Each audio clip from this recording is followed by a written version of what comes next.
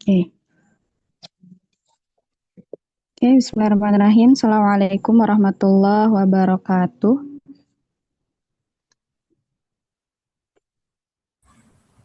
Waalaikumsalam warahmatullahi wabarakatuh.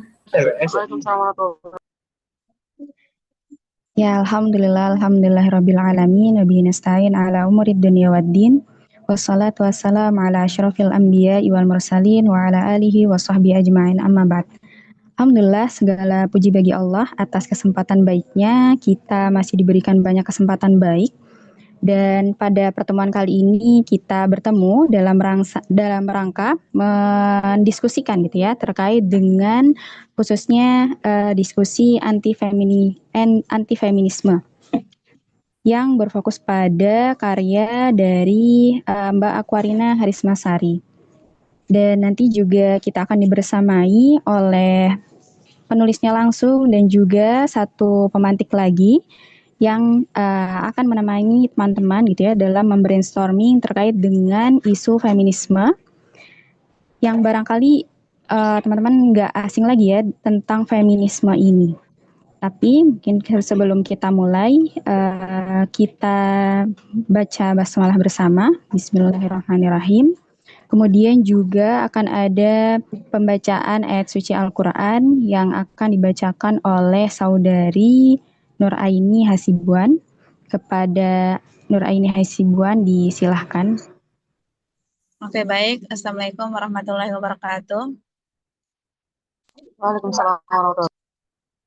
A'udzu billahi minasy syaithanir rajim. Bismillahirrahmanirrahim.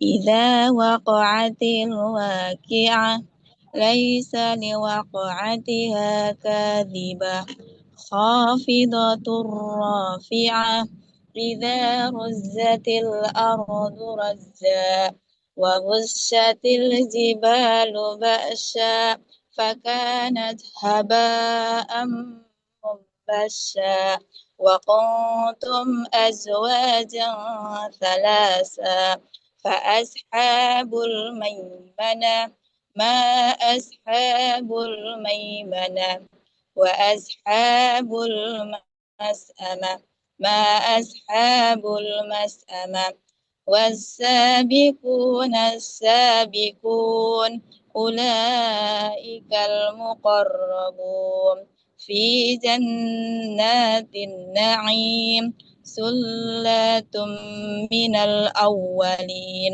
وقليل من الآخرين على سرور موضونة متقين عليها متقابلين Sadaqallahul azim. Ya, baik, Sadaqallahul azim, maha benar Allah atas segala firman-Nya. Terima kasih kepada saudari Aini yang sudah membuka pertemuan kali ini dengan bacaan ayat suci Al-Quran. Semoga dengan dibacakannya bacaan ayat suci Al-Quran pada permulaan kali ini, pada pertemuan kali ini kita mendapatkan keberkahan dari Allah Subhanahu wa taala. Amin Allahumma amin. Oke, di sini saya Lutfi Zain, insya Allah akan menemani dua pembicara pada hari ini terkait dengan pembahasan yang sudah disiapkan dari tema tertera. Sebelumnya saya izin perkenalkan terlebih dahulu terkait dengan CV atau pengenalan gitu ya dari pemateri yang pertama yaitu Mbak Aquarina, di mana Mbak Aquarina ini bernama lengkap Aquarina Harismasari. Kemudian beliau lahir di Malang pada 29 Januari 1984 dan beliau menempuh pendidikan formal di S1 yaitu pada jurusan Bahasa Jepang di Universitas Negeri Surabaya. Kemudian juga di tingkat pasca sarjana itu di jurusan Ilmu Sosial di Fakultas Ilmu Sosial dan Ilmu Politik Universitas Brawijaya. Nah, beliau sangat aktif gitu ya di dunia penerjemahan dan juga penulisan. Nah, teman-teman, jika ingin menelisik lebih dalam terkait media sosialnya bisa melalui website, email, Facebook, dan Instagram tertera. Nah, berikut ya terkait dengan kegiatan menulisnya beliau, yaitu sebagai founder dan presiden Malang Woman, kemudian juga aktivis Les Bumi Kota Malang sejak September 2022.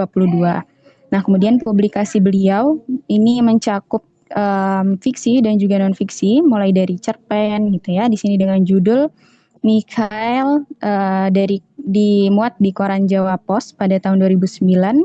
Kemudian juga dengan judul Warna-warna Langit di majalah Femina pada tahun 2011. Saya rasa untuk zaman saat ini gitu ya, kita jarang menemukan majalah gitu ya. Barangkali kalaupun ada majalah itu lebih ke online atau digital. Tulis novel berjudul Hingga Pantai Seberang di penerbit Jejak Publishing pada tahun 2018, dan beliau banyak sekali menulis buku terjemahan baik fiksi dan juga non fiksi.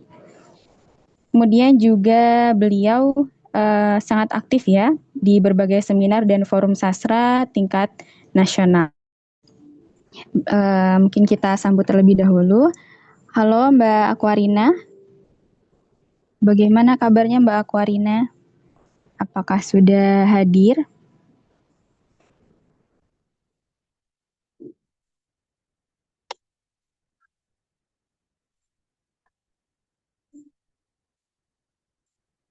Oke, sepertinya masih belum berada di tempat ya. Oke, saya lanjutkan terkait dengan pengenalan pemateri yang kedua, yaitu Mas Salman Al-Farisi. Beliau ini merupakan pembelajar gitu ya, khususnya juga menekuni bidang-bidang kepenulisan dengan latar belakang beliau yaitu di sejarah dan filsafat. Nah, kemudian di tingkat pendidikannya menempuh sarjana pada tahun 2017, dimulai dari tahun 2017 itu di jurusan Sejarah Kebudayaan Islam di Universitas Islam Negeri Sunan Kalijaga, Yogyakarta. Kemudian juga beliau melanjutkan pendidikan non formalnya di Pendidikan Kadar Ulama Unida Gontor pada tahun 2022. Pembelajaran ini kurang lebih 6 bulan ya. Kemudian saat ini melanjutkan studi di Pasca Sarjana Antropologi UGM. Nah, beliau aktif menulis juga, gitu ya. Di sini ada beberapa karyanya, yaitu dari kontributor antologi Kredo Gerakan Kami dalam Keseharian dan Kembali ke Kami. Kemudian juga teman-teman jika ingin melihat gitu ya dari karya tulisnya bisa melihat juga di akun Medium, pun juga di koran Peneleh dan juga Kumparan. Beliau juga lumayan aktif ya di podcast. Teman-teman nanti bisa kepoin di Spotify-nya. Saya rasa juga Mas Salman kemarin menjadi nih ya, menjadi yang saya hormati karena saya mengikuti Daurah Marhala 3 di Yogyakarta pada tahun 2025 lalu. Oke, mungkin saya sapa dulu. Apakah Mas Salman sudah ada di room Zoom? Siap. Sudah. Oke, siap Mas.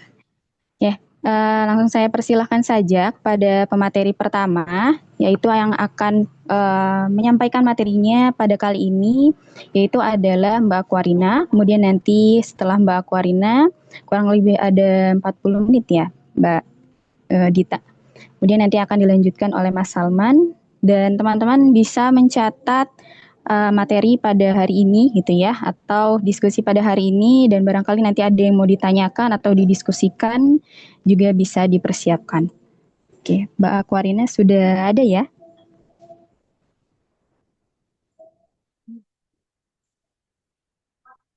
Halo Mbak Aquarina. Halo. Halo. Iya Mbak, gimana Mbak, sinyalnya Bisa dengar aman ya? nggak? Terdengar Mbak? Oke. Bentar. Oke, bagaimana kabarnya Mbak Aquarina? Halo. Ya.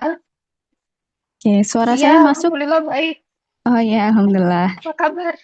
Apa kabar? Ya, Ya, alhamdulillah saya baik juga, Mbak. sorry nih kayak putus-putus ya. Oke, apa aku out dulu ya?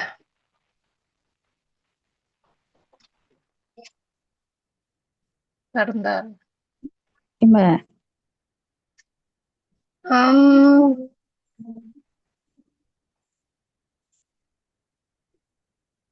Sebentar.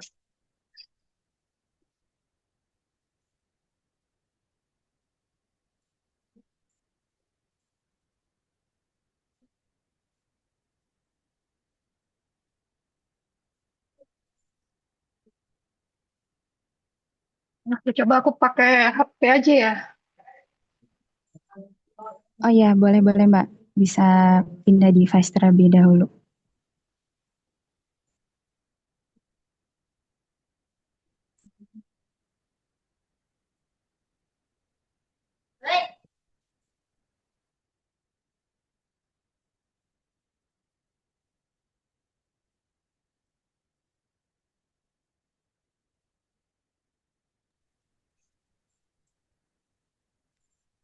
Tapi suara saya terdengar ya Mbak ya? Iya, iya terdengar.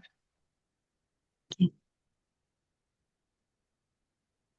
Oke, saya kira dua pembicara kali ini dari Jawa ya, dari Jogja. Ada yang dari Jogja, Surabaya. Saya juga sebenarnya Puja Kesuma, putri Jawa kelahiran Sumatera. Seperti itu. Ya, sama-sama Jawa.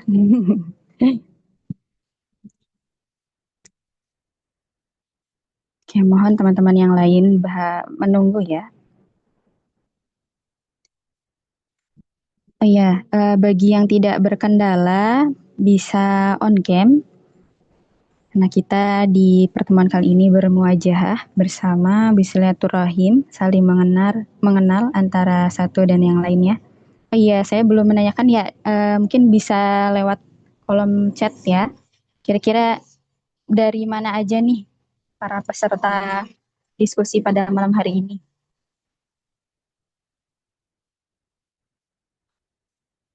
Mbak Dita dari mana Mbak Dita? Malang ya Mbak?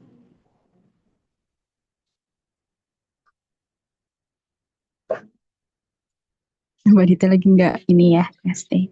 Fahru dari mana Ruh? Riau ya Ruh ya?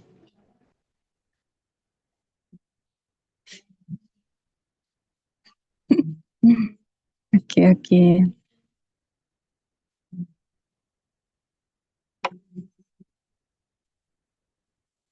Awang dari Samarinda.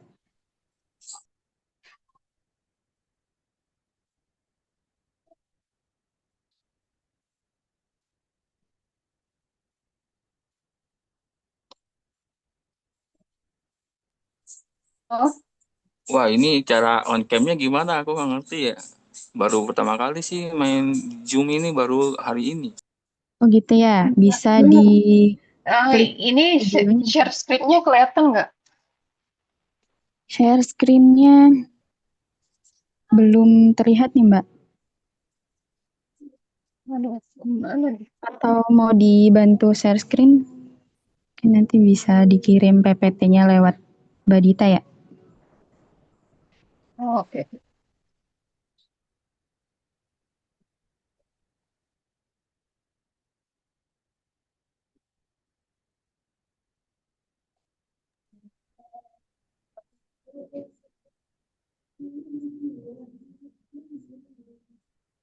Oke, yang lainnya dari daerah mana aja nih?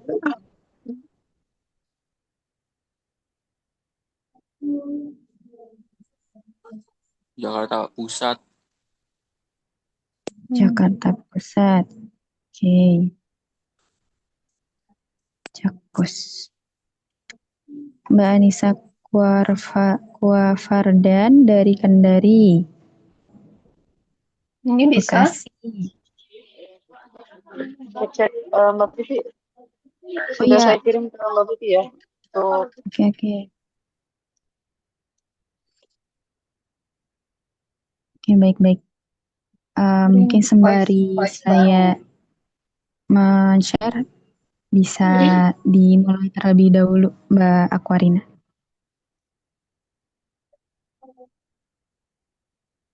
Oke. Udah bisa di-share. Sebentar, Mbak. Sedang loading.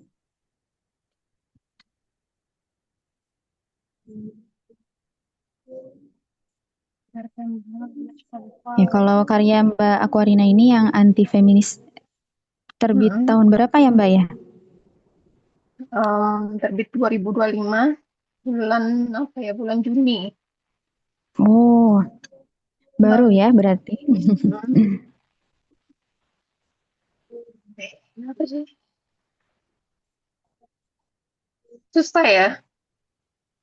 Kebetulan saya harus mengirim ke nomor satunya dulu, jadi lumayan agak loading bentar, Mbak.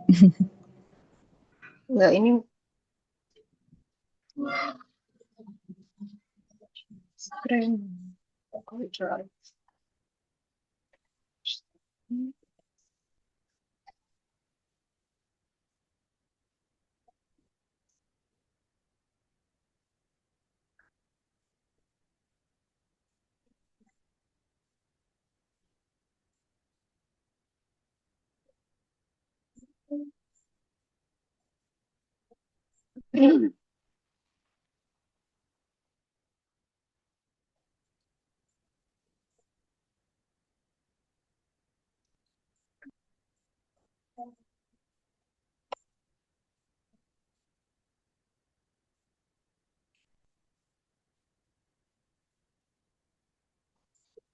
Oke, sudah.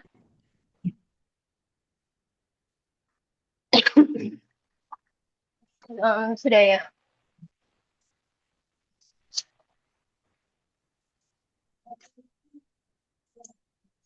Ya, sudah, Mbak. Ya, pada Mbak Aquarina disilahkan. Ya. Sorry ya, ini suaranya lagi serak. Ya teman-teman, Assalamualaikum warahmatullahi wabarakatuh. Buat teman-teman di seluruh Republik Indonesia, selamat datang di acara kami, dan untuk teman-teman kami juga aku mengucapkan terima kasih banget karena udah diberi kesempatan untuk memaparkan sedikit ide ya, yang dari anti feminisme ini. Oke, bisa next.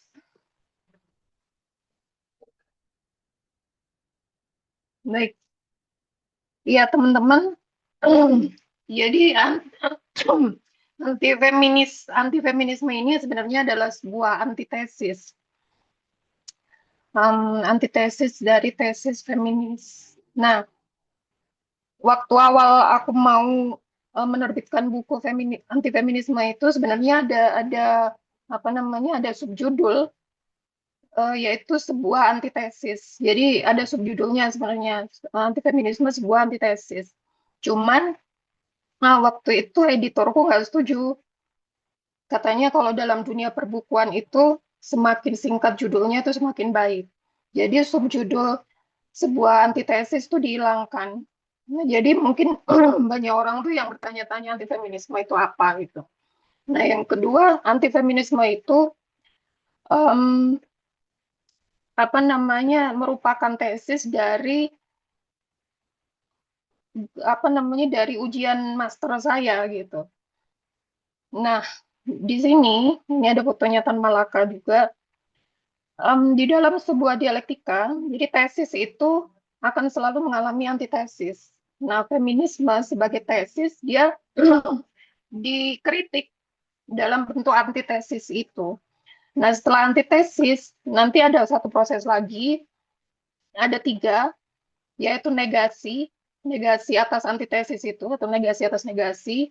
Terus yang kedua, revolusi paradigma, dan yang ketiga bisa menjadi sintesis. Jadi semua teori di dunia ini, teori akademis maupun semua ideologi, itu anggaplah sebagai tesis kan, itu pasti akan selalu dikritik gitu loh. Dan itu biasa di negara-negara yang ilmu pengetahuannya maju kan selalu seperti itu. Nah, cuma kenapa banyak sekali backlash ke aku ya? Karena kayaknya di Indonesia ini dunia akademis kita itu nggak terbiasa dengan antitesis gitu loh. Kita itu terbiasa menerima begitu aja semua tesis, terutama tesis dari luar. Nah, artinya dalam dunia dunia akademis kita itu penting banget untuk melakukan antitesis atau mengkritik tesis-tesis yang udah ada, dan itu hal yang biasa dalam dunia dunia akademis kan sebenarnya gitu. Next Mbak.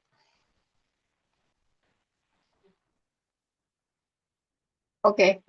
Nah, satu hal yang nggak dipahamin sama orang Indonesia itu ya, semua gerakan perempuan itu dikategorikan atau dinamai sebagai gerakan feminis. Nah, padahal sepanjang sejarah nggak semua gerakan perempuan itu bernama gerakan feminis gitu loh. Nah, ini contohnya apa namanya?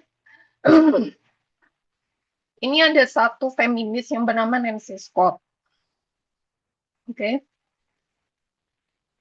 Nggak kelihatan ya. Jadi dia mengkritik orang-orang, belum. Dia mengkritik orang-orang yang mengkategorikan semua gerakan perempuan sebagai gerakan feminis.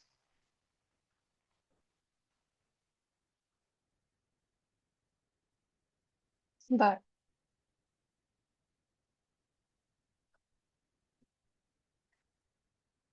Eh,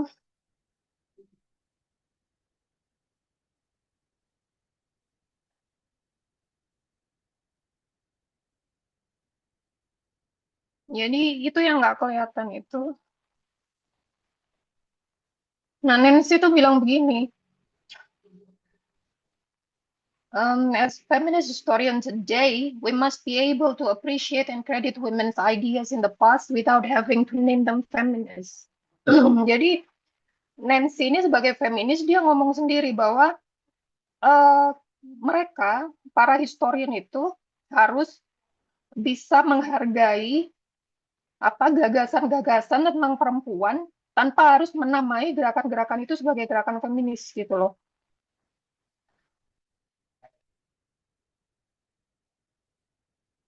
Nah, rather than connecting large areas of women's thought objectively under the rubric of feminism, we ought to multiply our vocabulary. Nah, dia bilang, jadi daripada semua gerakan perempuan itu dikategorikan sebagai feminis, kita itu harus menggandakan vocabulary kita. Artinya itu, bahkan feminis sendiri seperti Nancy Scott ini mengatakan bahwa nggak semua gerakan perempuan itu harus dinamai feminisme gitu loh. Karena feminisme sendiri adalah sebuah ideologi kan. Oke, next.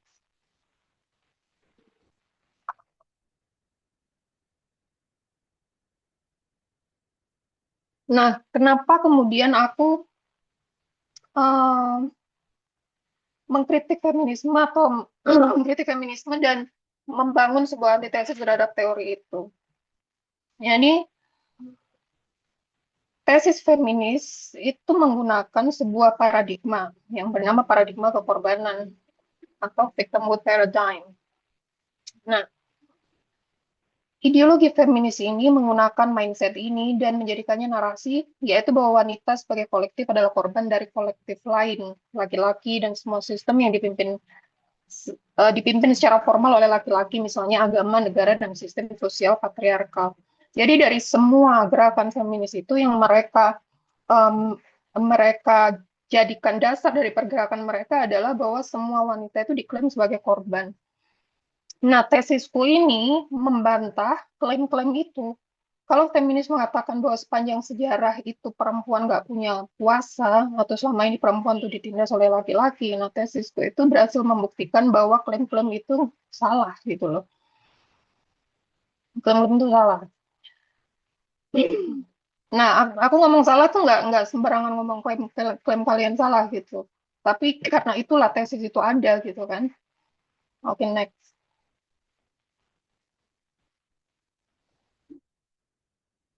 Nah, salah satu yang sering apa namanya diteriakan sama feminis itu adalah kamu bisa sekolah karena feminisme, kamu ada di sini karena feminisme. Sebelum ada feminisme, perempuan tuh nggak berdaya. Perempuan itu apa namanya? Perempuan itu hanya jadi korban. Perempuan itu nggak punya peran gitu kan. Tapi sejarah tuh membuktikan lain. Sejarah membuktikan bahwa eh, ya sejak zaman kuno wanita Nusantara tuh selalu bekerja gitu. Jadi tidak ada istilah domestikasi perempuan. Nggak mungkin perempuan Nusantara itu nggak kerja kan. Dan itu dibuktikan dalam bukti-bukti antropologi dan bukti-bukti arkeologis. Jadi kalau kamu sering mendengar bahwa kalau nggak ada feminisme pasti perempuan itu didomestikasi, pasti perempuan tuh nggak bisa keluar rumah. Memang yang enggak gitu. Baik itu di sini ada foto kalau kamu bisa lihat foto wanita Bali, foto Mangkunegaran, wanita-wanita Mangkunegaran, terus foto wanita Sumatera gitu. Jadi di sepanjang Nusantara itu tidak ada namanya domestikasi. Kalau selama ini apa teman-teman mengira bahwa wanita tradisional zaman dulu itu didomestikasi, itu hanya gara-gara narasinya Kartini. Dan Kartini itu memang dia tidak keluar rumah bukan karena dia wanita Jawa kan, tapi karena dia wanita ningrat gitu loh. Dan wanita ningrat itu memang dikenai norma-norma atau etika-etika yang lain daripada wanita kebanyakan kan. Seperti itu. Oke, Mbak. Next.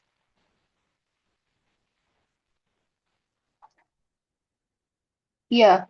Nah, aku sering banget di apa namanya dibully ya, dibully terus dan yang selalu dikatakan itu kalau nggak ada feminisme perempuan itu nggak punya peran.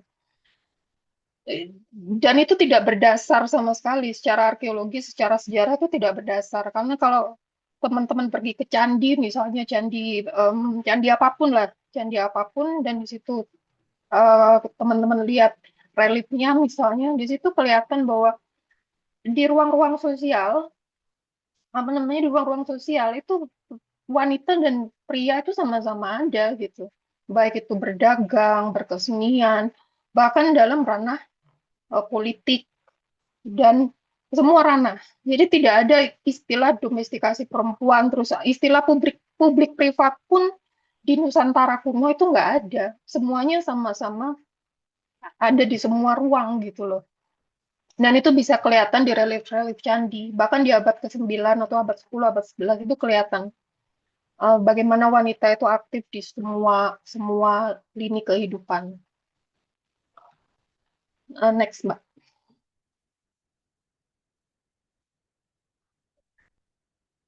Iya, ini ada beberapa foto. Salah satu yang dikatakan feminis bahwa perempuan itu tidak punya kuasa politik dan kuasa politik ya. Itu dan baru ada setelah ada feminisme gitu kan. Nah, sekali lagi bukti sejarah membuktikan sebaliknya. Dari zamannya yang paling kiri itu Ibu Khadijah, lalu sebelahnya lagi ada Dewi Athena dari Yunani, terus sebelahnya lagi Nyi Ageng Serang, penasihat perangnya Pangeran Diponegoro, lalu sebelahnya lagi ada Ratu Gayatri Rajapatni, lalu sebelahnya lagi ada Ratu Kalinyamat, sebelahnya lagi ada Ratu Elizabeth, dan di bawahnya ada Ratu Ageng Tegalrejo. Nah, Ratu Ageng Tegalrejo ini dikenal sejarah sebagai apa namanya siapa itu yang mengajari Pangeran Diponegoro tarekat Islam. Nah, artinya itu kenapa di sini ada kuasa spiritual?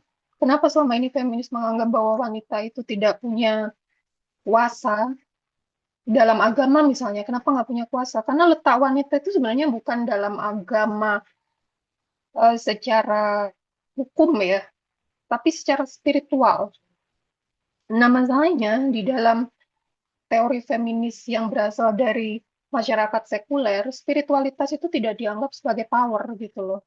Padahal sepanjang sejarah dimanapun di dunia ini, baik itu di Athena, di Yunani, di Jawa, ya di mana-mana di seluruh dunia ini sebenarnya wanita itu tersimpan dalam masyarakat itu sebagai pemegang kuasa spiritual gitu loh. Nah, kenapa ini nggak pernah ada di teori feminis? Karena teori feminis lama itu kan nggak memasukkan spiritualitas sebagai kuasa kan, gitu. Next, Mbak.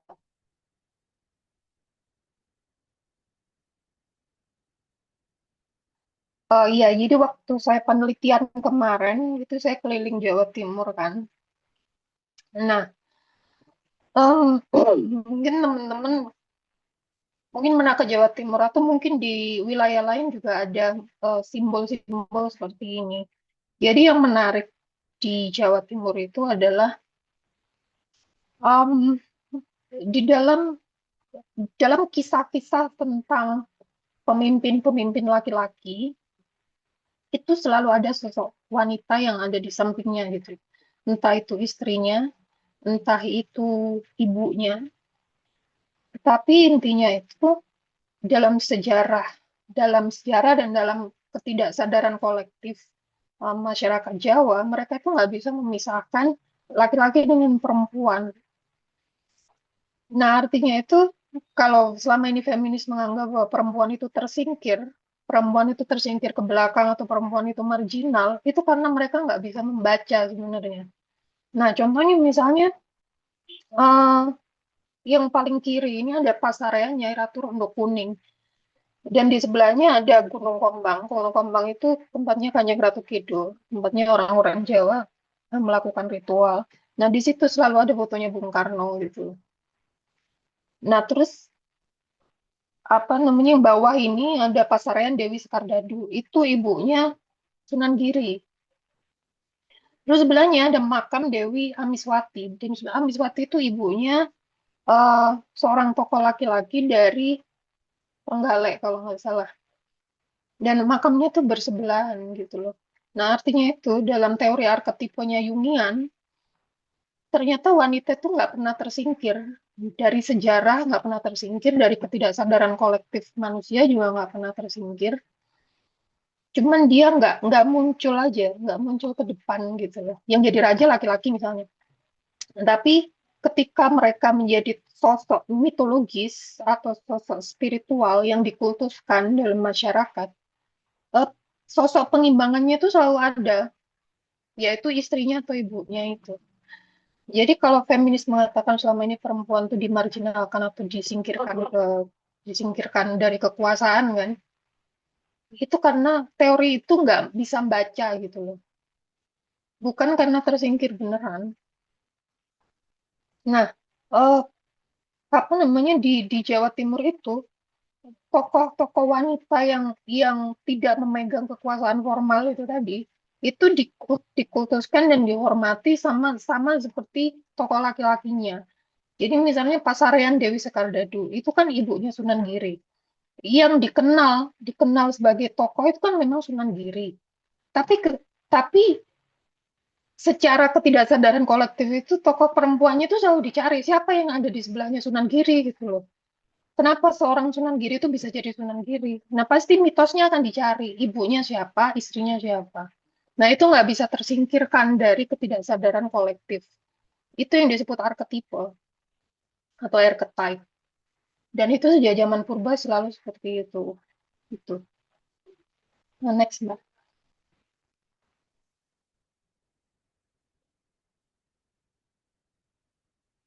Oke, yang poin ketiga tentang patriarki. Nah, ini kan yang penting ya. Karena patriarki itu menjadi musuhnya feminis kan. Nah, teman-teman kan sering dengar istilah patriarki. Dan aku tahu dalam benak kamu tuh patriarki itu adalah ketika laki-laki menindas perempuan gitu kan. Nah, itu kesalahan fatal sebenarnya. Patriarki itu berasal dari bahasa Yunani. Ini kan tertulis ya di bukuku kalau teman-teman baca. Patriarki itu berasal dari bahasa Yunani yaitu patriarkes, yaitu kalau patri itu father, father, artinya ayah. Nah, arkes artinya pemimpin atau ruler. Jadi patriarki itu sebenarnya ayah sebagai pemimpin atau sebuah sistem masyarakat yang dipimpin oleh ayah atau tetua laki-laki. Jadi masyarakat patriarki itu masyarakat yang menempatkan laki-laki sebagai pemimpin suku, pemimpin keluarga, atau Islam misalnya. Islam itu agama patriarki, yaitu agama yang menempatkan ayah sebagai pemimpin atau laki-laki sebagai imam gitu loh. Nah, itu yang istilah ini sebenarnya kan dari antropologi. Cuman oleh Marxis, awalnya oleh Marxis, oleh sosialis dan oleh feminis, istilahnya itu diubah.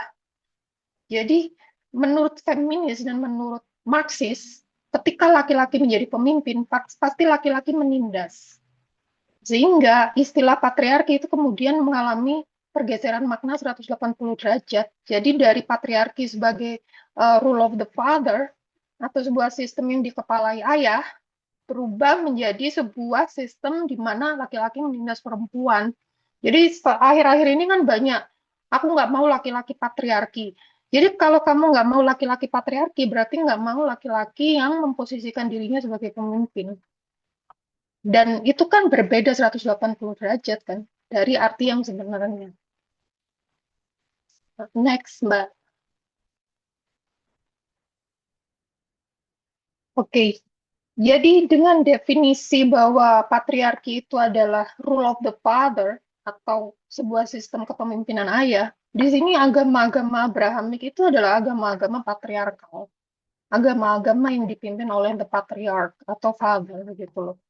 Nah, ini ada hukum-hukum patriarki atau hukum kepemimpinan ayah. Aku mengutip tiga kitab suci dari agama Abrahamik. Yang pertama dari Taurat, yang kedua dari Injil, yang ketiga dari Al-Quran. Ya, misalnya hukum Taurat, kitab Kejadian ya, tentang Adam yang diusir dari surga. Jadi laki-laki itu akan meninggalkan ayah dan ibunya dan bersatu dengan istrinya. Itu ciri patriarki sebenarnya. Karena di era sebelumnya, yaitu era matriarki, laki-laki masuk ke keluarga istri dan dia terus stay bersama keluarga besar gitu. Jadi ketika Taurat menceritakan tentang atau memerintahkan laki-laki dan istrinya untuk keluar dari rumah ayahnya, itu menandai sebuah masyarakat patriarkal. Terus di Injil juga begitu. Suami adalah kepala bagi istrinya. Jadi suami itu adalah the patriarch. Suami adalah kepala bagi istrinya dan seterusnya. Jadi tugas suami itu adalah merawat istrinya, menyenangkan istrinya, membahagiakan istrinya. Itu hukum patriarki. Terus di Al-Quran udah lebih jelas lagi, jadi laki-laki adalah pelindung bagi kaum perempuan. Dan seterusnya, dan tugas laki-laki adalah menafkahi. Nah, jadi ini yang harus diingat bahwa kewajiban laki-laki untuk menafkahi itu berasal dari posisi dia sebagai patriark, sebagai pemimpinnya perempuan. Nah, kalau feminis menolak kepemimpinan laki-laki dalam rumah tangga, berarti juga gugur kewajiban dia untuk menafkahi. Nah, kalau teman-teman tanya, dari mana sebenarnya kewajiban laki-laki untuk menafkahi dan melindungi perempuan? Jawabannya ya dari hukum patriarki. Nggak ada hukum lain. Nggak ada peninggalan arkeologi yang membuktikan yang kamu nggak bisa menemukan hukum lain dalam sejarah manusia di mana laki-laki itu wajib menafkahi perempuan selain hukum patriarki. Hukum agama-agama patriarkal. Next.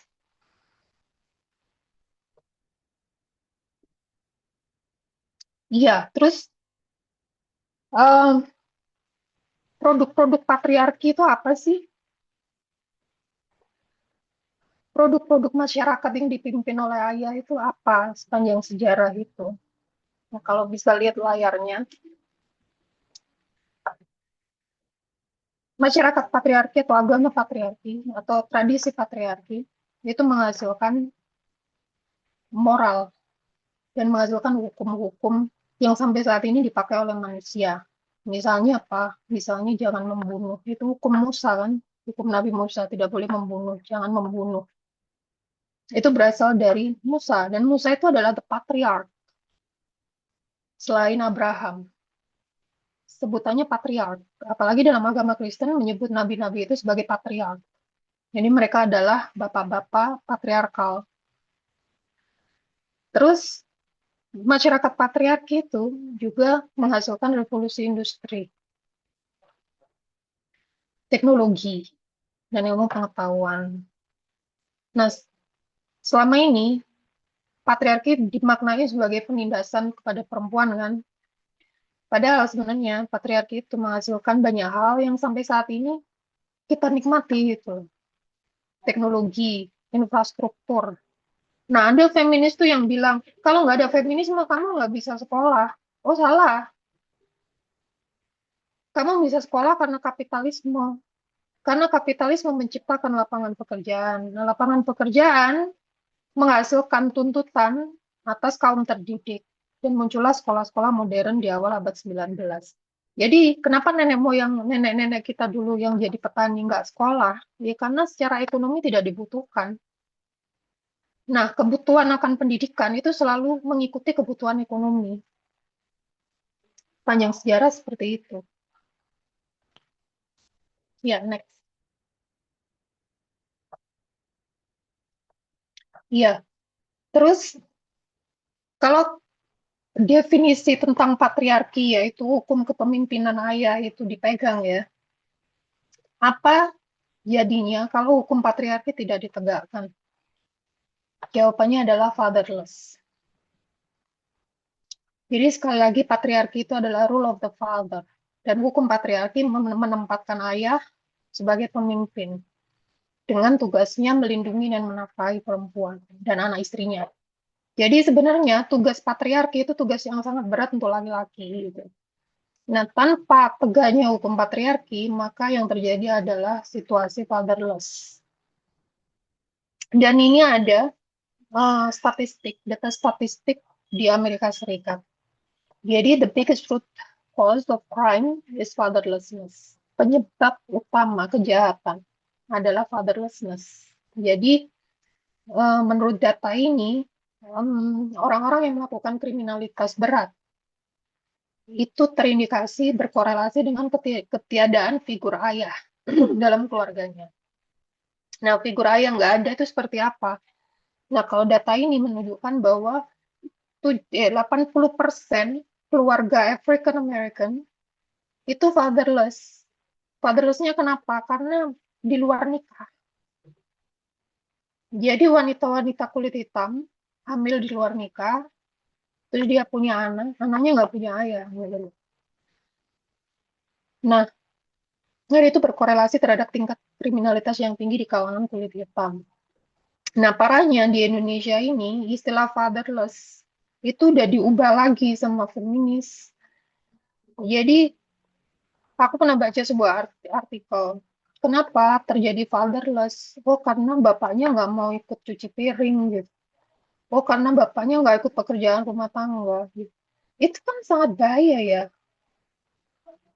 Ini pendapat-pendapat yang dipelintir seperti itu. Padahal istilah fatherless itu dari African American gitu loh. Jadi ayah itu nggak hadir kalau ayahnya itu, kalau mereka tuh hamil di luar nikah. Istilah fatherless itu sebenarnya dari situ. Jadi kalau ayahnya nggak ikut cuci piring di rumah itu bukan fatherless gitu loh. Kamu tuh fatherless kalau ayahmu nggak menjalankan hukum patriarki, yaitu menafkahi, melindungi, dan menjadi kepala keluarga.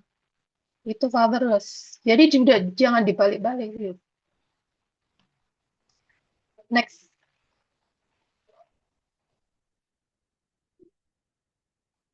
Ya, ini bisa diklik nggak videonya?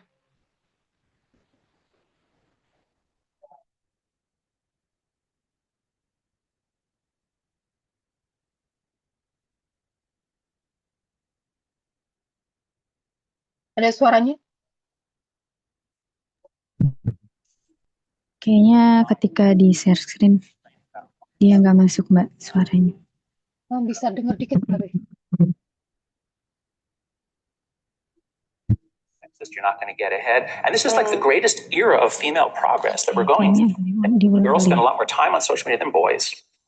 liberal girls spend a lot more time than conservative girls.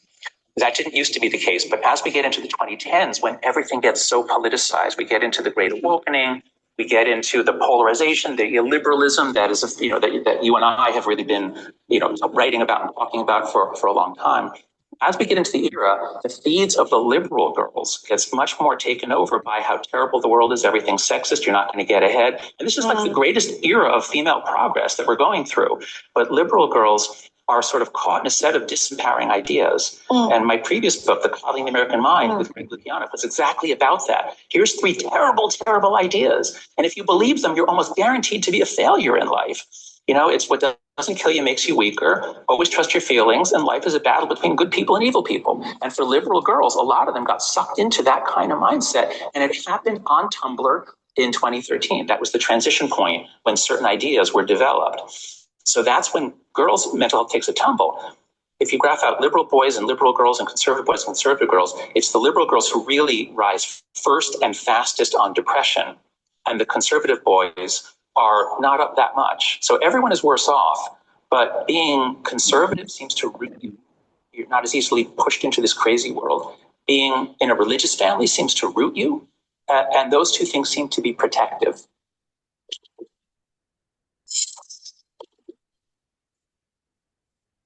Girls spend a lot more time on social. Oke. Salah.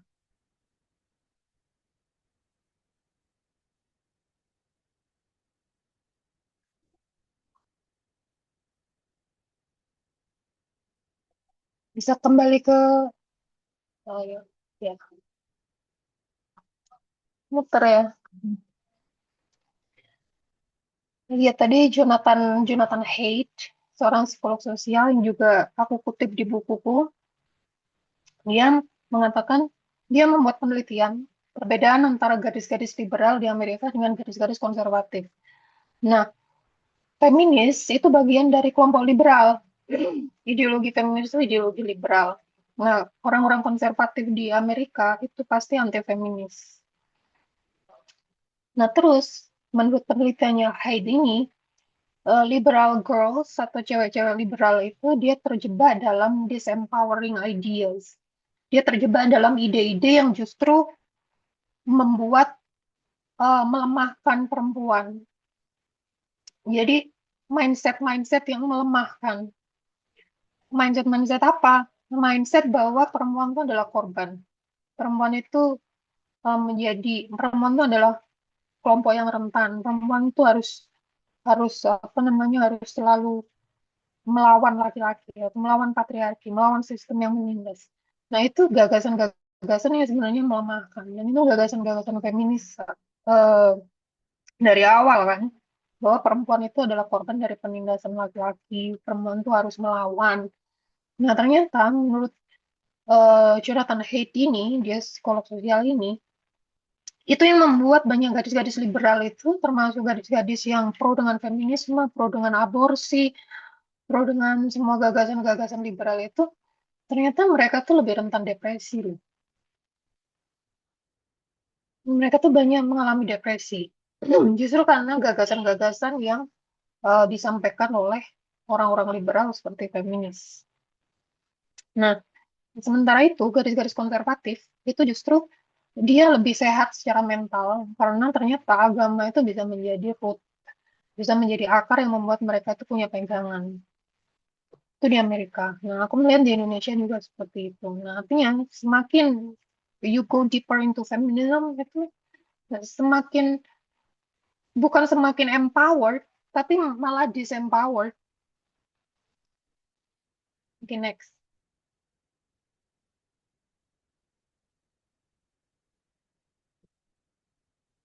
Next, Mbak.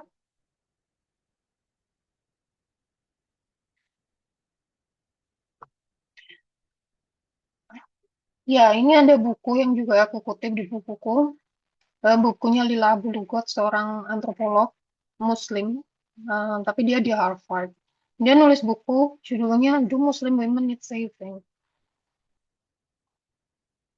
Nah, dia itu mengkritik bagaimana media-media Barat itu menarasikan wanita-wanita Muslim di negara-negara di Islam gitu loh. Nah, media-media Barat itu selalu membuat narasi bahwa perempuan Muslim itu ditindas kan. Perempuan Muslim itu ditindas baik oleh agamanya sendiri maupun oleh laki-laki. Sehingga narasi-narasi Barat itu kita harus selamatkan perempuan Muslim dengan cara apa? Dengan cara meliberalisasi mereka, membuat mereka menjadi liberal gitu loh. Misalnya hak-hak aborsi, terus hak-hak macam-macam hak gitu kan.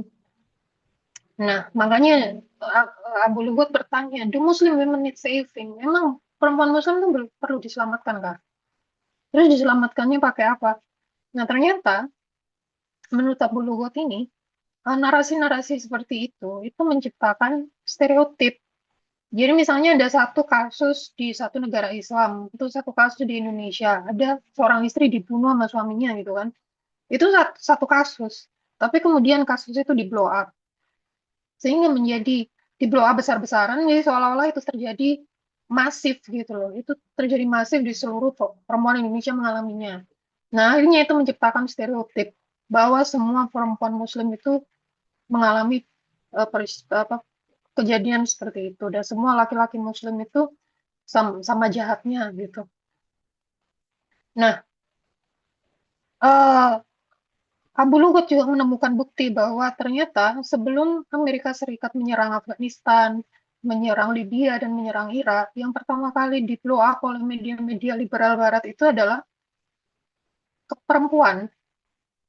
Jadi dinarasikan oleh BBC, oleh CNN itu bagaimana perempuan-perempuan di Afghanistan, perempuan di Irak, mereka itu mengalami sexual abuse atau mereka mengalami kekerasan yang sifatnya struktural. Jadi di blow up sedemikian rupa narasi-narasi seperti itu, dan akhirnya itu menjadi legitimasi untuk melakukan inovasi militer dengan dalih demokrasi, HAM, dan menyelamatkan perempuan. Padahal itu semua penuh dengan kebohongan gitu loh. Artinya mungkin ada satu atau dua kasus kan, tapi itu kemudian di blow up seolah-olah itu terjadi secara terstruktur gitu, terjadi secara masif. Nah, jadi politik-politik kekorbanan ini atau victimhood politics ini itu banyak dipakai untuk kepentingan elit. Oke, next.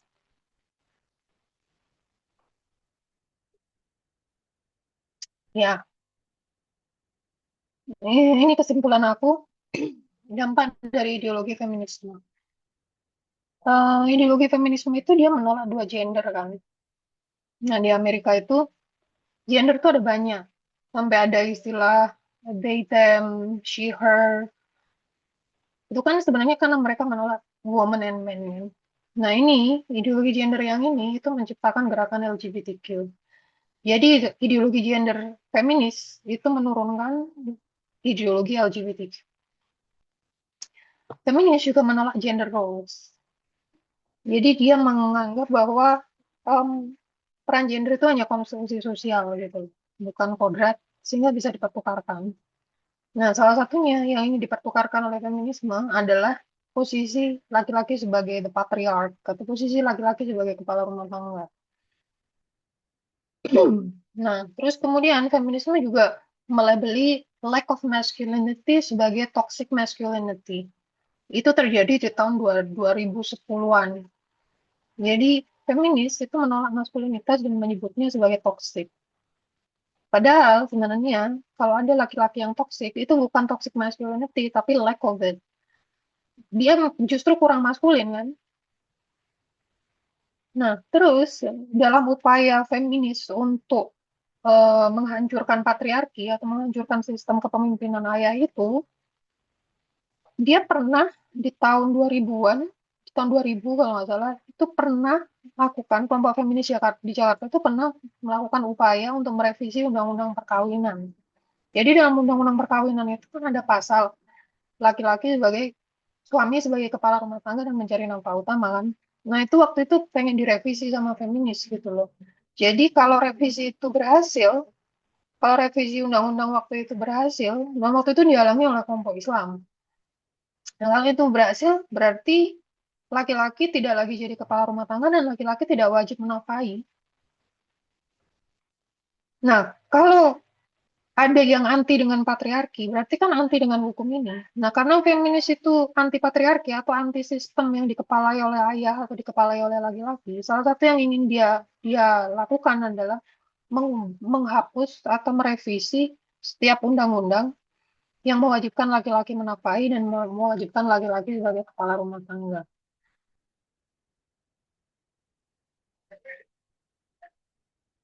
Nah, dengan begitu, sebenarnya yang dilakukan feminis adalah dia membuang tanggung jawab dari pundak laki-laki dengan cara dia untuk menghancurkan patriarki atau menghancurkan hukum patriarki itu, hukum kepemimpinan ayah itu, dia kan membuang tanggung jawab dari laki-laki. Nah, ketika itu terjadi, laki-laki tuh nggak punya tugas hidup. Jadi kalau tugas hidup laki-laki adalah bekerja, menafkahi, dan melindungi perempuan, dan itu adalah hukum patriarki, dan itu dihapus, maka laki-laki akan kehilangan arah. Dan yang terjadi adalah mental health. Ada penelitian yang memperlihatkan bahwa ketika maskulinitas itu berada dalam krisis, maka laki-laki itu akan kehilangan kelelakiannya gitu loh, kehilangan manhood-nya, dan itu akan berdampak terhadap kesehatan mentalnya dia. Nah, banyak eh, apa ya pemuda-pemuda yang nanya sama aku gitu, harus bagaimana gitu ya. Aku selalu ngasih saran ya kamu harus bekerja gitu. Supaya kamu nggak kena mental tuh kamu harus bekerja. Jadi lebih baik kamu tuh stres karena kerja daripada kamu stres karena nganggur. Kamu harus bekerja pertama untuk dirimu sendiri. Karena laki-laki kalau kalau nggak kerja dia rentan stres. Ya seperti itu kayaknya udah 40 menit. Ini terakhir ya.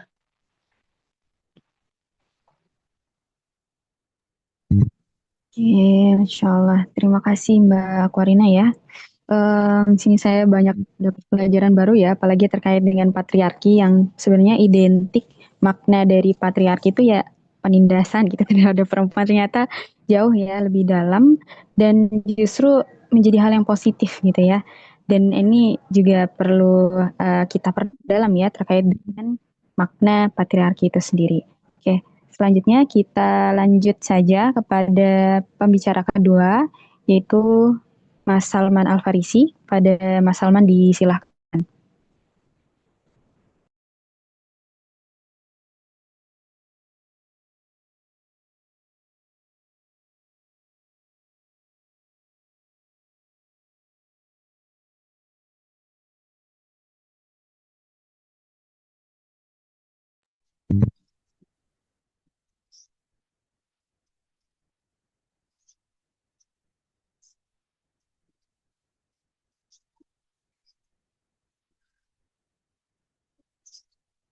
Oh, ini udah giliranku ini atau gimana? Iya Mas, Oh, Mas. iya. Maaf tadi Bluetooth-nya agak terganggu. Oke, Assalamualaikum warahmatullahi wabarakatuh. Waalaikumsalam warahmatullahi wabarakatuh. Ya, beliau wala quwata illa billah, Mbak. Makasih teman-teman yang udah hadir dan teman-teman yang sudah mengadakan agenda ini ya. Jadi kemarin pernah waktu pertama kali rilis buku anti feminisme,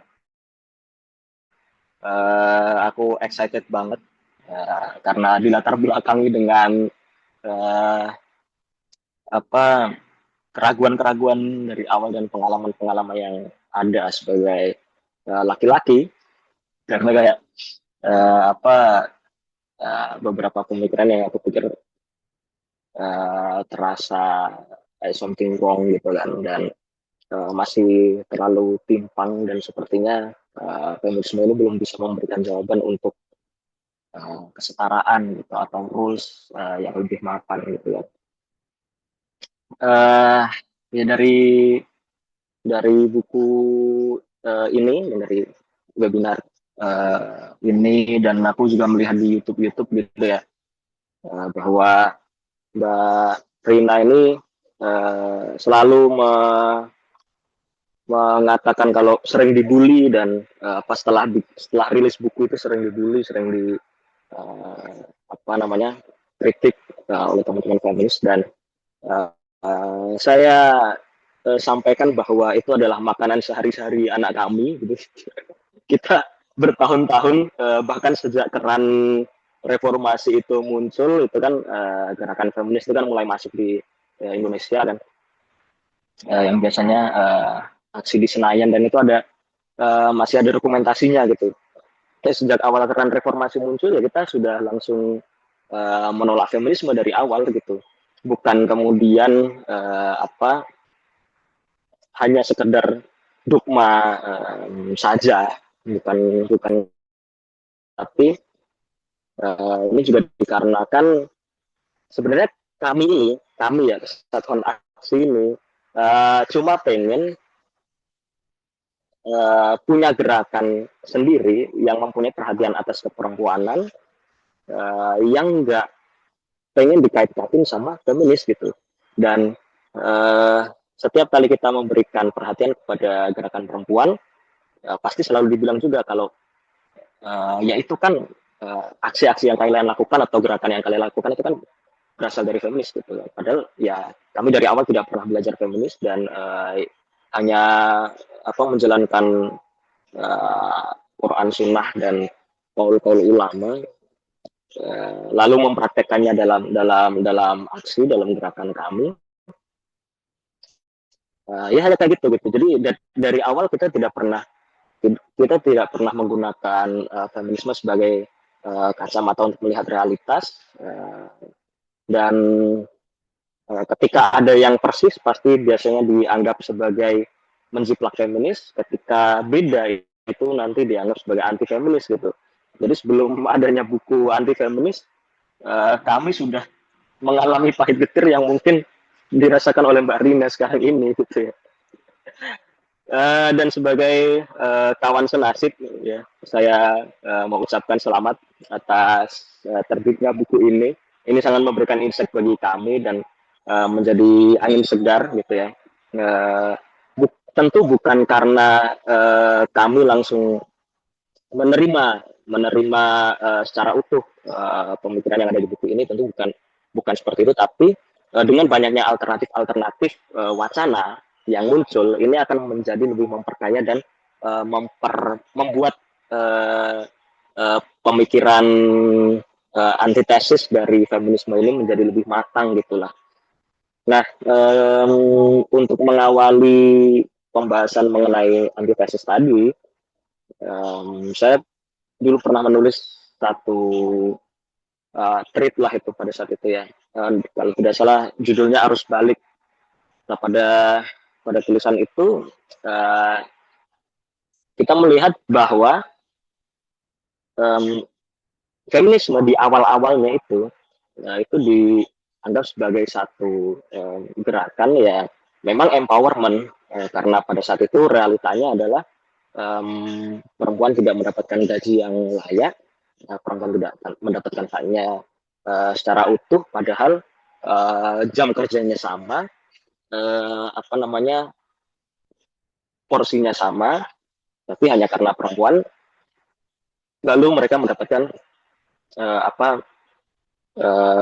pemangkasan hak gitu, termasuk gaji, termasuk bahkan suara ya, suara di dalam pemilihan gitu. Jadi pada saat itu kan di sekitar 19-an, abad 20-an awal atau abad 19 akhir itu kan hak perempuan di London terutama itu kan hampir tidak ada gitu. Jadi ketika pemilihan ya laki-laki aja gitu, laki-laki bebas saja. Makanya itu kan muncul suffragette, muncul kemudian suara emansipasi wanita gitu. Jadi narasi kayak kesetaraan, gender itu setahu saya belum muncul pada saat itu. Jadi lebih banyak dipopulerkan lewat gerakan emansipasi atau yang biasa kita kenal sebagai suffragette, karena posisinya memperjuangkan hak suara di dalam pemilihan umum pada masa itu. Nah, sebenarnya pada saat itu tuh gerakan feminis disambut baik gitu oleh gerakan perempuan Indonesia. Nah, ini coba kita bedakan begitu ya. sama seperti apa yang dikatakan oleh Mbak Rina tadi, bahwa ya sebenarnya nggak semua gerakan perempuan itu ya feminis gitu ya, ada yang pure dia gerakan perempuan Indonesia gitu. Kita bisa melihat itu pada Kongres Perempuan, Kongres Wanita pertama atau Kongres Perempuan pertama, mungkin bisa minta di cross check lah sama Mbak Rina gitu.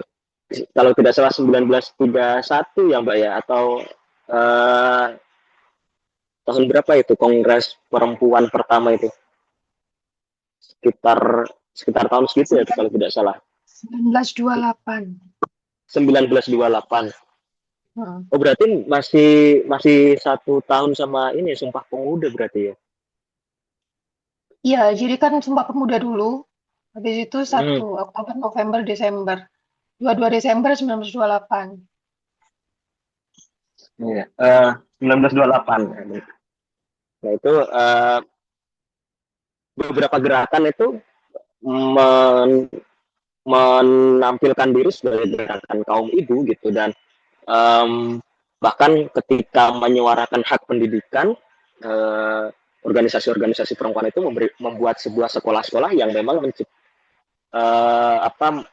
menyiapkan perempuan-perempuan menjadi ibu, bukan karena domestikasi yang dengan bentuknya yang menyeramkan gitu ya, bukan karena itu, tapi karena kalau bagi saya itu sebagai bentuk laku dia untuk kemudian mencapai kuasa ibu tadi gitu. Jadi diberikan kelas menjahit, kelas rumah tangga dan lain-lain, dan itu juga satu nafas seperti apa yang dikatakan oleh Ustadz Adrian Husaini, bahwa pendidikan kita itu tidak menciptakan tidak menyiapkan kesiapan kita di masa depan. Kayak misalkan kita pasti menjadi ayah, kita pasti menjadi suami, kita pasti menjadi ibu, kita pasti menjadi istri. Tapi dari SD sampai SMA tidak ada kemudian pelajaran atau pengetahuan gimana menjadi ibu yang benar, gimana menjadi suami yang benar, gimana menjadi ayah yang benar, sehingga kita menjadi gamang gitulah. Nah, di awal ya, kembali lagi ya, di 1928 sebenarnya ya saya pikir masih bisa diambil senafas dengan gerakan-gerakan keperempuanan yang ada di Indonesia. Tapi kemudian ketika feminisme dari sebuah ideologi itu mencoba untuk masuk atau melebarkan sayapnya menjadi sebuah paradigm, menjadi sebuah payung ilmu pengetahuan yang memayungi tidak hanya soal perkara sosial dan ekonomi seperti tadi ya, persoalannya kan sosial dan ekonomi kan di awal, tapi kemudian masuk ke evolusionisme, masuk ke psikologi, masuk ke ranah budaya. Nah itu kemudian dari ideologi ke paradigm inilah problem daripada feminisme itu sendiri. Jadi yang awalnya memperjuangkan hak gaji dan memperjuangkan hak suara, sekarang mulai bicara soal bahwa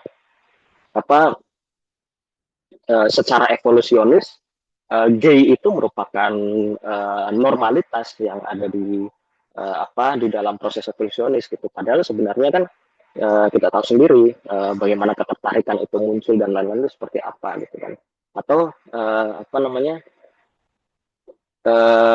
bagaimana perbedaan biologi antara laki-laki dan perempuan, bahkan dari tulangnya gitu kan, tulang paha perempuan itu lebih lebar karena dia memang dipersiapkan untuk lahir gitu kan. Tapi karena feminis yang dia ideologi itu ikut campur ke paradigm gitu, dia kemudian mencoba untuk merombak bahwa laki-laki bisa menjadi perempuan gitu. Nah, proses ikut campur ini kemudian yang juga memberikan penjajahan ilmu gitu, penjajahan ilmu, penjajahan budaya ke negara-negara dunia ketiga lah kita anggap, meskipun itu adalah perspektif yang sangat menjajah gitu ya. Nah, itu ada perspektif yang menjajah negara dunia ketiga gitu.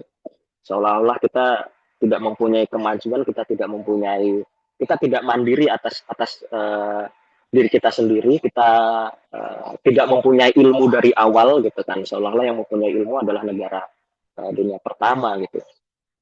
Nah ya, dia mulai memberikan perspektif-perspektif feminis yang lahir dari rahim Barat Eropa masuk kepada Indonesia, dan kemudian memaksakan beberapa pandangannya, lalu memberikan penilaian atas budaya-budaya yang ada gitu. Jadi kayak rancunya feminis adalah ketika dia melihat budaya yang terlihatnya patriarki, seperti tadi kan sudah dijelaskan ya bagaimana budaya yang terlihat patriarki ternyata kan enggak gitu. Sudah diperlihatkan di Bali, kemudian di kerajaan berbagai kerajaan di Nusantara, salah satunya juga di Jogja gitu kan. Nah itu ternyata tidak semuanya gitu kan, budaya itu yang terlihatnya patriarki kemudian memberikan kerugian atas gender, atas perempuan gitu. Perspektif kuasa ternyata berbeda antara Barat dan Jawa gitu kan. Ditambah lagi juga ketika ada budaya yang kelihatannya mendukung ide-ide feminis, dia kemudian akan dinaikkan dan melihat ini loh budaya Indonesia yang asli gitu. Jadi seolah-olah feminis ini mencoba untuk melakukan pembunuhan ilmu pengetahuan dan pembunuhan budaya asli di Indonesia, dan memilih secara prasmanan gitulah. Jadi ketika ada yang terlihat sesuai dengan mereka, seperti kayak warok, jadi budaya warok di Ponorogo, nanti teman-teman bisa searching lah, atau budaya bisu di Makassar, itu dianggap sebagai itu budaya asli Indonesia gitu kan, bahwa Indonesia dari awal mengamini LGBT dan lain-lain. Tapi ketika melihat bagaimana cara kerja, pola relasi pembagian kerja antara suami dan istri di Jawa dan Bali ataupun di NTB, ya mereka melihat itu sebagai bentuk penindasan begitu kan. Dan ini sangat prasmanan sekali, padahal satu ilmu itu punya konstruksinya sendiri gitu kan. Ya, ketika dicerabut satunya, ya satunya pasti akan goyang begitu. Nah, dari ideologi ke paradigm ini membuat beberapa kelompok itu menjadi mulai menolak gagasan feminisme, termasuk Islam gitu. Yang mana kalau yang paling terakhir saya baca itu kaulnya ketua PBNU kalau tidak salah, itu kan mengatakan bahwa feminisme ini tidak sesuai dengan ajaran Islam, dan para kader diminta untuk kembali mempelajari ajaran para muassis gitu ya. Belum lagi kalau misalnya kita lihat di Barat, itu juga banyak penolakan gitu. Muncul kayak Ladies Against Feminism, terus I Home Care, muncul kemudian arus balik gerakan feminisme lah. Jadi mereka mencoba untuk kembali kepada akar, kembali kepada bentuk keluarga konvensional gitu ya. Bentuk keluarga konvensional, kembali kepada bentuk keluarga yang tradisional gitu. Di mana pembagian kerjanya sudah jelas. Nah, kalau misalkan di Barat itu ada yang namanya arus balik, kemudian di dunia ketiga itu ada yang namanya dekolonisasi. Jadi dekolonisasi itu kan artinya ya dekolonisasi itu kan artinya kayak yang meruntuhkan kolonisasi pengetahuan lah gitu, dengan cara melihat lagi ke akar. Sama seperti yang di bukunya Mbak Rina itu kan, dia memperlihatkan arketipe-arketipe yang mana sudah disuguhkan oleh budaya yang beratus-ratus tahun itu dijaga oleh para manusia Nusantara gitu. entah itu dalam bentuk mitos, entah itu dalam bentuk susunan pemerintahan, entah itu mengenai ketokohan-ketokohan perempuan di Jawa. Salah satu yang menarik juga mengenai kuasa ibu gitu ya, yang di buku ini kan, mengenai kuasa ibu yang itu bisa digunakan dalam pemerintahan. Salah satunya ya Bu Khofifah gitu. Nah, kalau misalkan ada arus balik, ada dekolonisasi, ada juga yang namanya islamisasi, teman-teman. Dan ini yang sering digaungkan oleh teman-teman kami gitu. Sebenarnya nggak jauh-jauh beda dengan gerakan dekolonisasi atau kemudian dekonstruksi. Jadi mencoba untuk membongkar ulang, setelah kemudian membongkar ulang dengan kritik biasanya, membongkar ulang satu pemikiran dengan kritik, lalu kemudian menyusunnya kembali dengan cara pandang worldview Islam. Ya ini yang sebenarnya sedang dilakukan oleh teman-teman kami, teman-teman INSIS, teman-teman SPI, Sekolah Pemikiran Islam, dan berbagai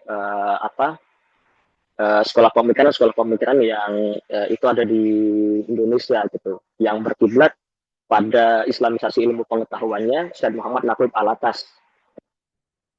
Nah, lalu sebenarnya bagaimana progres daripada gerakan arus balik atau dekolonisasi atau islamisasi ilmu pengetahuan ini? Sebatas pandangan saya, gerakan ini masih sangat jauh sekali, masih punya banyak PR untuk kemudian menemukan formula baru yang mampu menjadi alternatif secara utuh daripada gerakan feminisme yang memang sudah dibentuk lebih lama lah gitu, yang pemikirannya sudah dibentuk lebih lama dan mempunyai banyak produk-produk ilmu pengetahuan. Kalau kita melihat di dalam Islam sendiri masih banyak sekali tawaran-tawaran yang belum terbakukan lah kalau bagi saya, tapi menurut kelompok-kelompok pemikiran pasti itu sudah terbakukan gitu. Diawali dengan pertanyaan, kalau misalkan perempuan yang ada di barat dalam tanda kutip ya, itu mempunyai terma feminis, lalu di dalam Islam apa gitu kan. Nah, ada yang kemudian memberikan konsep mubadalah, yakni ketersalingan. Ada yang kemudian memberikan konsep keadilan gender dalam Islam. Itu Ustadz Henry Salahuddin gitu. Ada juga yang kemudian memberikan tawaran, ya udah ya feminis Islam aja gitu. Nah, itu kan profesor kita yang ada di UIN kalau tidak salah ya, Alimatul Qibtiyah, itu yang disertasi atau pidato guru besarnya itu judulnya Islam Feminis, Feminisme Islam, dan Feminis Islam, Islam Feminis, Feminisme Islam, dan Feminis Islam gitu. Nah, itu dia membuat satu penjelasan atas 3 terma tersebut. Ya, tawaran-tawaran ini sebenarnya perlu segera didiskusikan, maksudnya perlu ada banyak diskusi-diskusi semacam ini lagi untuk kemudian memperkaya hasanah kita dan mampu memberikan dialektika yang lebih lah gitu di dalam perkembangan tawaran atas alternatif daripada lawannya feminis ini gitu. Nah, tentu kalau kembali ya, kita karena tadi ada menyinggung patriarki gitu kan. Nah, teman-teman, aku pikir masih banyak dari teman-teman itu menganggap bahwa patriarki itu sebagai sesuatu yang ansih negatif atau ansih merusak gitu ya, yang dia secara asal memang digunakan untuk merusak gitu. Kalau kata Ustadz Yongki ya, besok setelah ini kalau tidak salah Februari, yaitu Februari atau tengah Januari itu kan Ustadz Yongki nanti juga akan mengisi di forum ini, jadi saya rasa teman-teman bisa hadir lah nanti ya. Nah, kalau kata Ustadz Yongki ya, sebenarnya kalau misal feminisme dengan terma yang seperti itu, dengan terma yang sudah ditentukan dan sudah kita ketahui gitu ya, itu diamini sebagai ansih negatif, maka tentu Islam itu ya patriarki. Gitu. Islam itu ya patriarki, Islam itu ya otomatis merusak kalau misalkan kita memakai terma umum daripada patriarki sekarang, meskipun kita juga nggak bisa kemudian merekonseptualisasi patriarki, ya memang patriarki itu seperti itu gitu ya. Nah, artinya dengan aturan-aturan yang ada, dengan ciri-ciri apa itu patriarki, ya kita bisa secara lugas mengatakan bahwa ya Islam memang patriarki dengan berbagai konsepsi yang sudah ada ya, yang sudah mapan gitu. Dan apa yang harus kita lakukan ya, harus kita lakukan adalah memberikan pandangan bahwa memang patriarki secara ansih itu tidak memberikan penjajahan atas wanita lah gitu secara umum. Karena ya rijalul qawwamuna 'alan nisa gitu. Kita mau otak-atik itu ayat ya sama aja. Kita mau bilang kalau wah rijalul qawwamuna 'alan nisa itu qawwam itu penanggung jawab kok, ya iya gitu, penanggung jawab. Tapi yang ada di muka siapa? Ya tetap laki-laki kan gitu. Kita mau pakai analisis sirah yang bicara soal Khadijah atau bicara soal Aisyah yang pernah ada di depan ya sama aja gitu. Bahwa otoritas di dalam keluarga atau penanggung jawab yang ada di dalam keluarga ya tetap Rasulullah gitu.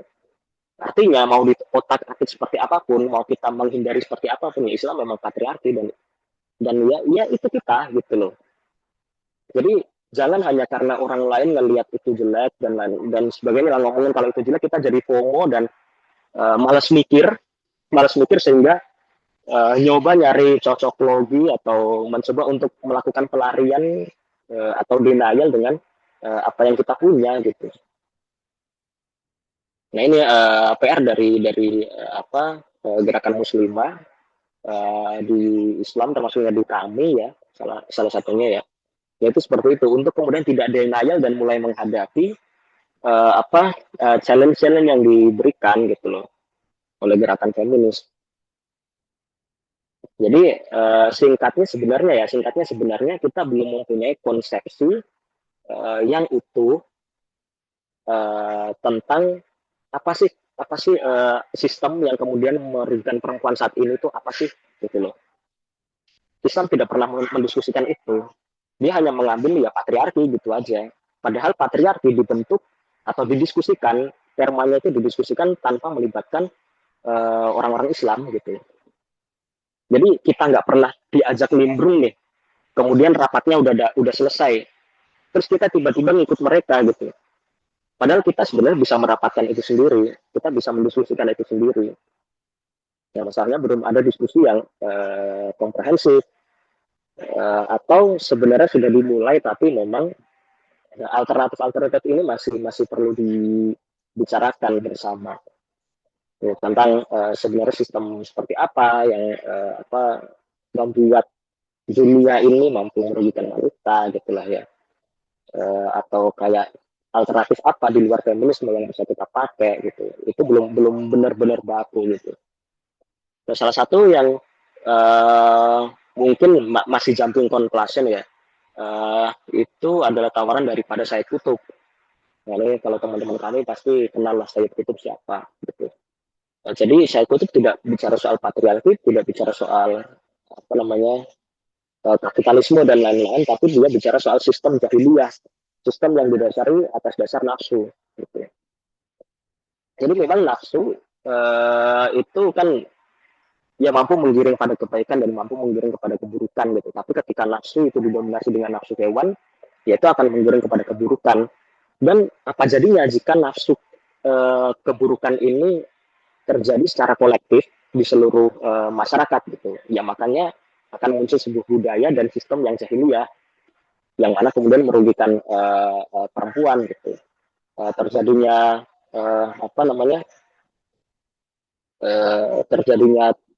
tragedi yang dialami oleh Firdaus ya di dalam buku Perempuan di Titik Nol, itu bukan karena Islam dominan di situ, yaitu karena mereka menggunakan Islam sebagai bungkus atas sistem kejahiliahan yang sudah mereka buat gitu kan. Tapi bagaimana pembaca secara umum, pembaca perempuan di titik nol secara umum melihat fenomena Firdaus di situ? Ya dia melihatnya ya itu adalah patriarki atau orang-orang Islam yang kemudian melakukan kekerasan gitu karena agamanya gitu, karena di dalam agamanya mengajarkan seperti itu, padahal tidak gitu. Nah, ini untuk memperkaya diskusinya gitu ya. Aku sebenarnya punya beberapa pertanyaan, tapi aku pengen coba buka dengan satu pertanyaan lah untuk Mbak Rina gitu ya. Karena di dalam bukunya Mbak Rina itu kan selalu membicarakan bahwa ya kita hidup di dalam dunia yang patriarki, yang individualistik atau mempunyai kepemilikan pribadi dan hierarkis, bahwa alam itu hierarkis gitu kan. Tapi di sisi lain kan juga mengatakan bahwa ya perempuan masih punya kuasa loh. Perempuan di dunia yang sekarang itu sebenarnya perempuan punya kuasa ABCDE gitu. Nah, sebenarnya tuh yang dipengen Mbak Rina ke depan gitulah, yang dipengen oleh Mbak Rina ke depan itu melanggengkan patriarki yang ada atau menghidupkan kuasa-kuasa perempuan ini gitu. Jadi atau sebenarnya itu bisa ya udah kita terima sekarang, kita terima apa yang ada gitu. Jadi opsinya ada 3 ya tadi ya.